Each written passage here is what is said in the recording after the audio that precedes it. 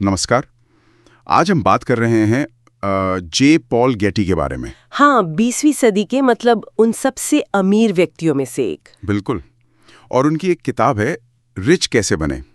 खैर, किताब के सारांश पर हम आज थोड़ी गहराई से बात करेंगे। हाँ, हमारा मकसद गेटी के उन मूल सिद्धांतों को समझना है जो दौलत बनाने में मदद करते हैं। सिर्फ पैसा कमाना नहीं, बल्कि वो सोच, वो रणनीति है ना। सही।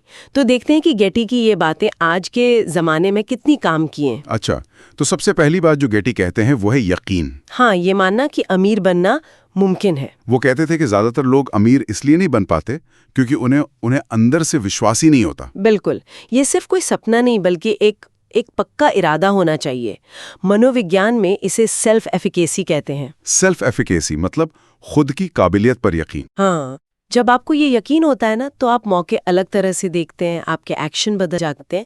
ये एक तरह से अंदर का मोटिवेशन है। ठीक है, तो यकीन हो गया, पर सिर्फ सोचने से तो काम नहीं चलेगा ना। नहीं, बिल्कुल नहीं। सोच तो बस पहला कदम है। तो गेटी का अगला कदम क्या था? उनका साफ कहना था, असली पैसा नौकरी से नहीं बनता। अच्छा। हाँ, वो कहते थे कि पैसा कमाने का सबसे अच्छा तरीका है अपना बिजनेस शुरू करना, मालिक बनना, किसी के लिए काम करना नहीं। मतलब वो संपत्ति बनाने वाली बात, एसेट ओनरशिप। बिल्कुल।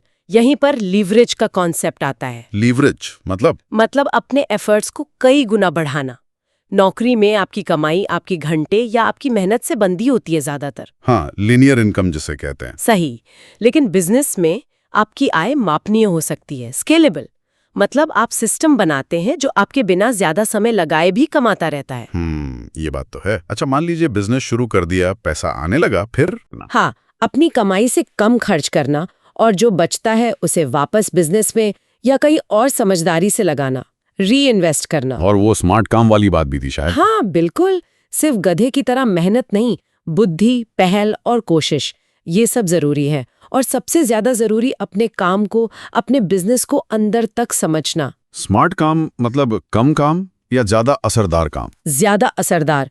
सही रणनीति, एफिशिएंसी, टेक्नोलॉजी का इस्तेमाल, सही लोगों को साथ लेना, मतलब कम इनपुट में ज्यादा आउटपुट। और ये मुनाफे को वापस लगाना, ये तो वो कंपाउंडिंग वाला जादू हुआ। एग्जैक्टली। वही चक्रवृद्धि ब्याज जो छोटी रकम को भी बड़ा बना देता है। अच्छा, इसके अलावा उन्होंने जोखिम लेने की बात भी की है। हाँ, पर सोचे समझे जोखिम, कैलकुलेटेड रिस्क। आंख बंद करके नहीं कूदना। नहीं, बिल्कुल नहीं।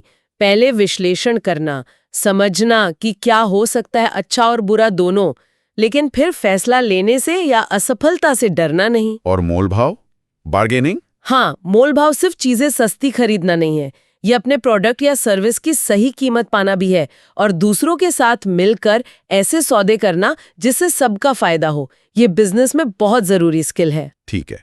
और आखिर में कुछ और चीजें भी थीं, जैसे सब्र रखना। हाँ, सब्र।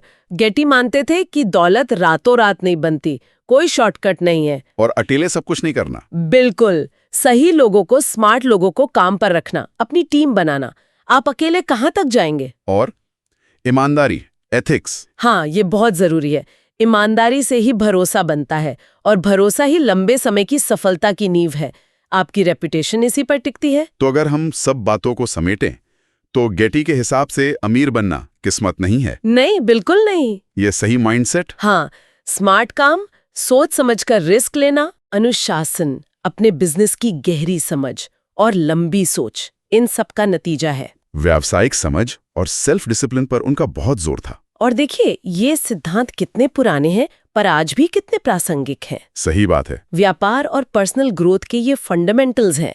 तरीके बदल सकते हैं, डिजिटल जमाना आ गया है, पर ये मूल बातें ये शायद हमेशा काम आएंगी। बिल्कुल। और इसी बात पर एक सवाल हम अपने श्रोताओं के लिए छोड़ सकते हैं सोचने को। हाँ, कि आज की जो ये गिग इकोनॉमी है, डिजिटल दुनिया है, जहां लोग फ्रीलांसिंग करते हैं, छोटे ऑनलाइन वेंचर चलाते हैं, इस माहौल में गेटी के अपना व्यवसाय करने वाले सिद्धांत का क्या मतलब है? दिलचस्प सवाल है। क्या उसूल अब भी वही है, भले ही खेलने का मैदान बदल गया हो? इस पर सोचिएगा जरूर।